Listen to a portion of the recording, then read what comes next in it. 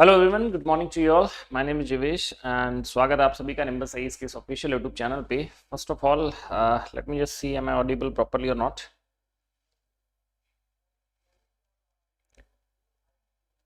Late me no.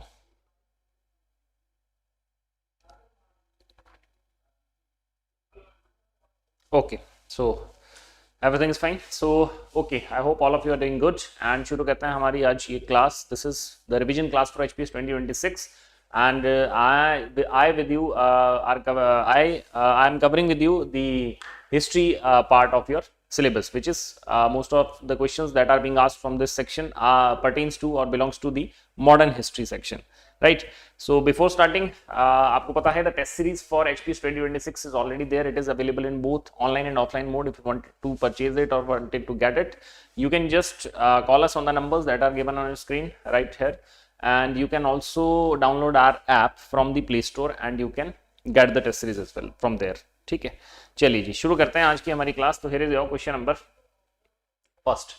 Question number first is, with reference to the Charter Act of 1833, consider the following statements. So there are three statements from the Charter Act of 1833, an important statute. Charter Act of 1833. First is that it ended the commercial functions of the East India Company. Second is it made the Governor General of Bengal the Governor General of India. And third is that it introduced open competition for civil services in India. Which of the following or the above statements, given above statements, are correct? So you have been asked here about the correct statements. इनमें से कौन सी statements सही है? Three statements are there. Charter Act of 1833. It is also known as St. Helena Act. Right? St. Helena Act. All right. St. Helena Act. This is very important. Commercial functions of the East India Company were ended through this act. This is a partial statement. Partially it is right. The commercial functions of the East India Company were ended through Charter Act of 1833. 1833 it is asked. Okay, it is completely fine. Question statement number 1 is completely fine. The complete monopoly of the East India Company over the trade in India has completely been ended. It is partially ended in 1813, the Act of 1813, under which there were some exceptions like the trade with China and the trade of tea and opium from India. That is something which is restricted or given only or monopolized only to the East India Company. Rest of the trade were open for all the merchants that are coming from Britain or as well as from the Europe as well. So here, under Charter Act of 1833, the complete monopoly was established of the East India Company. Second is that it made Governor General of Bengal as the Governor General of India. It is quite an obvious statement. The most easiest one.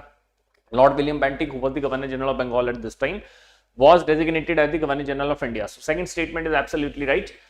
And the third statement is it introduced the open competition for civil services in India. This statement is wrong. The open competition for civil services in India was introduced in 1853 under the Charter Act of 1853. It recommended, however, 1833 in the Charter Act of 1833 there was discussion about opening the civil services examinations, in India as well, but it was recommended through the Charter Act of 1853, right? So third statement is wrong. According to that, all of you have answered option number A, that is 1 and 2 only. It is absolutely correct option. Well done. We will move ahead on to the second question. The term subsidiary alliance implied which of the following obligation on the Indian rulers? What were the implications or the obligations of the Indian rulers who signed the subsidiary alliance system by Lord Wellesley? It was introduced in 1798, as you know. Lord Wellesley was the pioneer of subsidiary alliance system from the British side. Okay, so first is that acceptance of British resident at the court of the ruler or the Raja. There must be an British resident. This was the first statement. Second is that the ruler has to maintain the British troop at their own expenses. This is the second statement. Third is that renunciation of all diplomatic relations with other states. It is all right. Select the correct options. Which of the following should be the right answer among the following? Second question, all of you have answered option number D, 1, 2 and 3. Absolutely right. You have to keep the ruler have to keep a British resident who is generally called as the superintendent, British superintendent in the court of the Raja or the ruler. Secondly, the British troop has to be maintained on the expenses of the ruler inside that state. That was the major agreement under subsidiary alliance system. And third is that all the diplomatic relations, they cannot make any diplomatic ties with any other neighboring state without the prior consent of the Britishers. So all the three statements are absolutely correct. Option number D here is the right answer. All right. Okay. Next is question number third. Question number third is with reference to the Ilbert Bill controversy, consider the following statement. It is one of the most significant question that can be asked in your prelims exam. It is asked as well in the prelims exam before, or it is also asked in the mains as well, right? So with reference to the Ilbert Bill controversy के बारे में तीन statements. First is it proposed to allow Indian judges to try the European offenders. First statement, Indian judges who were prior to this were not allowed to basically judicate on the European offenders. Second is it led to the formation of the Indian National Congress. Second statement. Third is it exposed the racial discrimination in the colonial administration. Right. So what should be the right answer? Question number third. Question number third, you have answered option number A. It is 1 and 3 only. Right. So option number second, that it led to the formation of Indian National Congress, is not right actually here. Okay. So Indian National Congress was not formed because of the Ilbert Bill controversy. That is what the question is trying to say. First statement is absolutely correct, right? So it is the Ilbert Bill that was passed during Ripon. According to that, the political offenders, specifically those which are European, there were European population in India as well at that time. So European judges can only try the European offenders prior to this provision. But under the Ilbert Bill, there was a provision given, significant provision given under this act, that the Indian judges that were there as well, they can also try the European offenders. So it was basically, it was made objectionable by the European population or the European community that were living in India, including the British and other Europeans as well. So under the pressure of European community, this act was repealed because of this provision that the Indians cannot try the European offenders. And one of the major reasons why they have basically objected this thing is the racial discrimination policies of the British India, because they have considered themselves as a superior race in comparison to the Indians. So that is why option number A, that is first and third statement are correct, should be the right answer. Very well done. Okay, we will move on to the fourth question, that is the objective of the drain of wealth theory was to highlight. So what was highlighted through drain of wealth theory? What was the major thing that was highlighted through drain of wealth theory? Drain of wealth theory was given by Dadabhai Naoroji. Dadabhai Naoroji in his book, that is The Un-British Rule in India. The Un-British Rule in India, in which he has given this drain of wealth theory. So what is this drain of wealth signifies? What does this drain of wealth signifies? Ilbert Bill came in 1883. Bilkul sahi baat hai. Neha, absolutely right.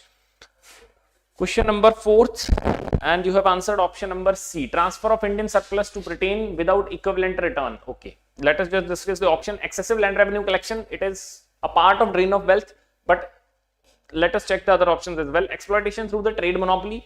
Third is transfer of Indian surplus to Britain without equivalent return, and fourth is decline of Indian handicraft due to industrialization. Just see here, all the four options are basically somewhere close to the theory that was proposed by Dadabhai Naoroji. But the most appropriate explanation of this is option number C. It is the Indian surplus, whether it was the production, whether it was the revenue that were coming from India to the company, it was transferred to Britain.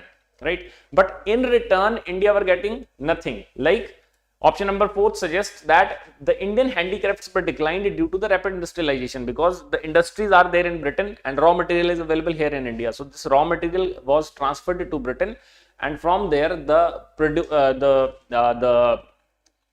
manufactured product, the industrially manufactured products came to the Indian markets that had destroyed this handicraft. So it basically in both ways it basically destroyed the domestic markets and it destroyed the wealth of the nation. So that is what Dadabhai Naoroji tried to highlight through drain of wealth, right? So option number C is absolutely correct. All of you are right. Question number 5th is, which of the following provisions of the Indian Council Act of 1909? Okay, so you have been given 3 provisions. This is the first, this is the second, this is the third.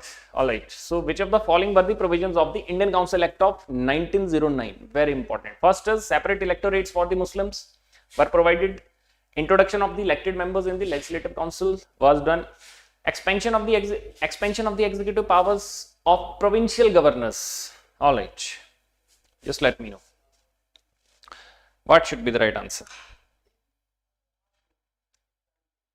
What should be the right answer? Poverty and the Un-British Rule in India. Yes, that is the book I am trying to say.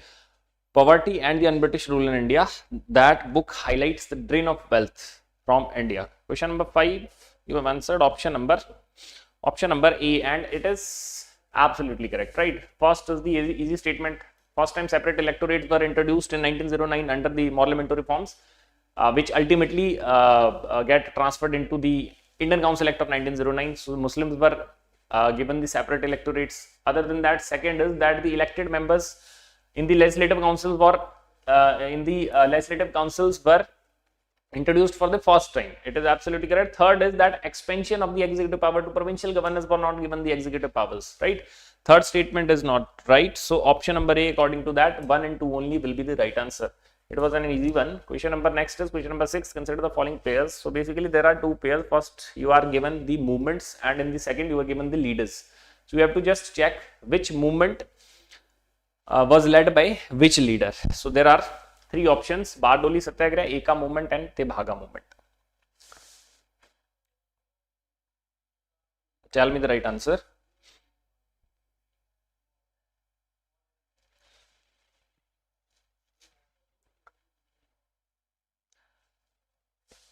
What should be the right answer for question number 6?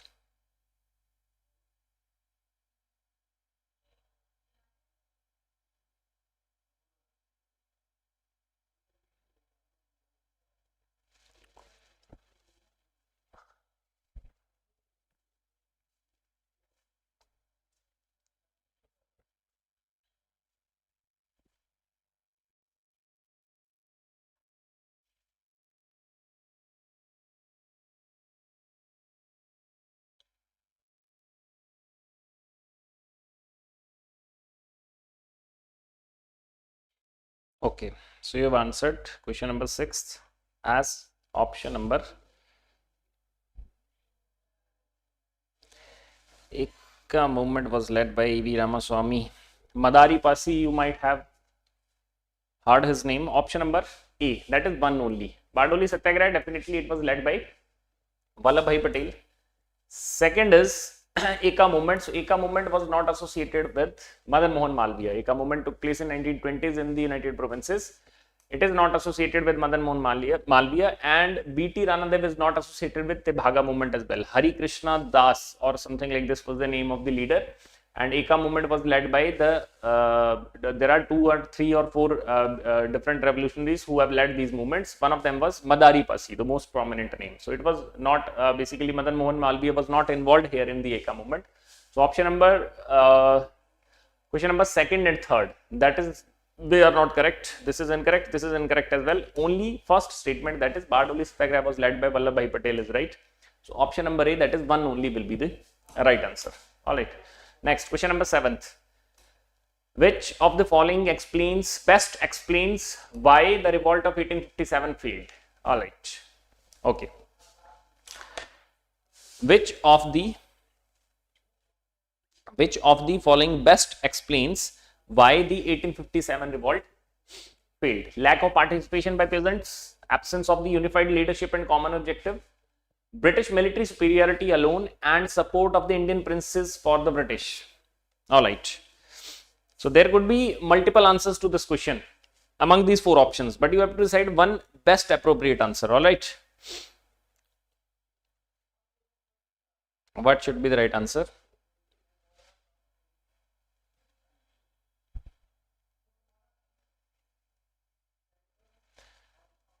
Tebhaga वाला यार नहीं आ रहा है, कौन था Tebhaga? was Hare Krishna Konar was his name, not Das. I might have said Das. Hare Krishna Konar was the leader of Tebaga movement. Hare Krishna Konar. Hare Krishna Konar. Option number B, you have answered option number B as the right answer. Absence of the unified leadership and common objectives. Yes, it is definitely the right answer. If you can see, British military superiority is definitely the reason for the failure of the revolt of 1857, but it was not alone the reason for the failure of this revolt, right? Second is that lack of participation by peasants. So it is definitely in some way, it basically led to its failure. Next is that support of Indian princes for the Britishers. It was also a very significant reason why 1857 revolt did not succeed, right? But the most appropriate answer for this question will be option number B. It is due to the lack of the unified leadership. It was scattered revolt, right? On the other hand, the British Indian Army, it was a unified military organization who have basically suppressed this movement or this revolt at various places. So option number B here will be the right answer. We will move on to our question number next, that is 8th. With reference to the cabinet mission plan, consider the following statements. Cabinet mission plan came in 1946. All right. So there are 3 statements given about it. First is it proposed a federal structure with weak central authority. Second, it accepted the demand for Pakistan. Third is it introduced the concept of grouping of provinces. All right. Let me know. What should be the right answer? What should be the right answer? This is question number your 8th.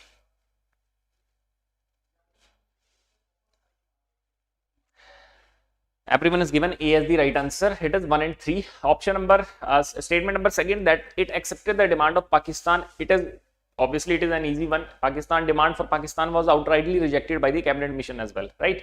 So we can eliminate the second statement out of it. Option number D, option number B, these 2 options cannot be their answer.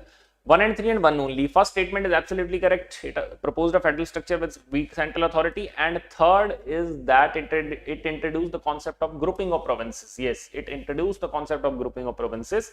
So accordingly, the only options that we are left with is option number A, right? Option number A is your 1 and 3 only. And everyone has answered the same. Okay, very good. Question number 9th. 2 more questions left. With reference to the permanent settlement of 1793, consider the following statements. With reference to the permanent settlement of 1793, consider the following statements. Statement number 1 is, it fixed the land revenue permanently with zamindars. First thing.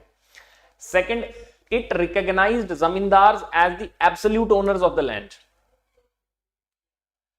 Alright, see the keywords properly in this question. It recognized the zamindars as the absolute owners of their land. Third, it ensured stability of the revenue for the British government. Which of the following statements are correct? Question number 9th. Which among the following statements are correct? Which among the following statements are correct? Which among the following statements are correct? All of you have given A as the right answer. Option number A is 1 and 3 only. Very good. Statement number 2 says that it recognized zamindars as the absolute owners of the land. So absolute here should not be the right word to be used for this particular case.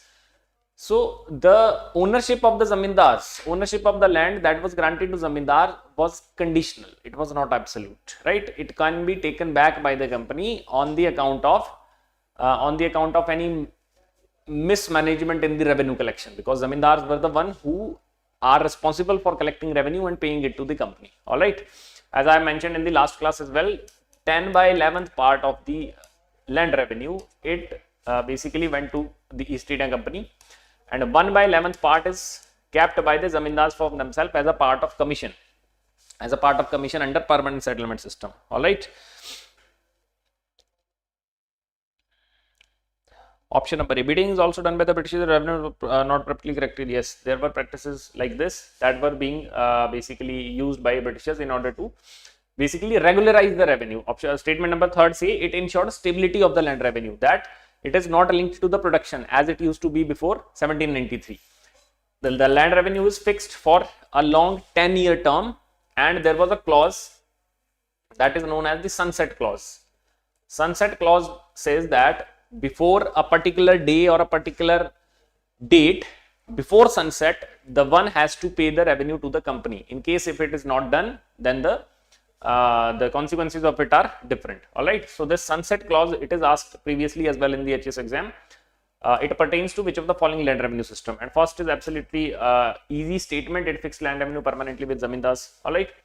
We will move on to our last question, that is question number 10. The doctrine of lapse was applied to which of the following states? The doctrine of lapse, it is applied to which of the following states? Applied or not applied? Was applied. Applied to which of the following states? Okay, let me know. The doctrine of lapse was applied to which of the following states? So there are 3 states given: Satara, Jhansi and Awadh. Out of these 3, the doctrine of lapse, the doctrine that was introduced by Lord Dalhousie in 1848, it is simply that which among the following states were not annexed under the doctrine of lapse. So what should be the right answer? Anamika said D, Vipul said A, Neha said all. Bella Sen said option number D. Option number D is 1, 2 and 3. It means all of you have said. Only Viplav has given the right answer. Now Shilpa has also said option number A. It is 1 and 2 only. Third is Awadh. Awadh was annexed by the Britishers or by the company in 1856, and Awadh was not annexed under doctrine of lapse. Awadh was not annexed under doctrine of lapse. It was annexed on the ground of misgovernance. It was annexed on the ground of misgovernance. You might have read it before as well. It was annexed on the ground of misgovernance. It was not annexed under this doctrine of lapse. Satara, Jhansi, all of them were annexed under doctrine of lapse from 1849 to 1854. All right. So Awadh जो है इसको maladministration. Yes, right. It was annexed under on the ground of maladministration or misgovernance. You can say it whatever you want to. So option number A for the last question will be the right answer. So that is it. That is it for today. These are the 10 questions, and all of the questions were asked almost correct by all of you. There might be mistakes, 1 or 2 mistakes here and there. So you will definitely improve that, and I am hoping this. So that is it. Got it. All right. Very good. That is it from my side. I'll see you next week with another fresh class for HP history, and we will mostly discuss modern history part into this particular class, because modern history, majorly modern history, out of 10, 9 out of 10 times modern history is asked in your prelims exam of the HPAS. So that is it. Thank you so much. And before taking leave, I would again wanted to tell you about this test series. The test series for HPAS 2026, it is available in online and offline mode both. You can download our app from the Play Store or the App Store, where you can directly get the test series, or you can just call us on the number is given on your screen, and you can enroll yourself into it, right? So that is it. Thank you so much. See you next week. Till then, keep studying and keep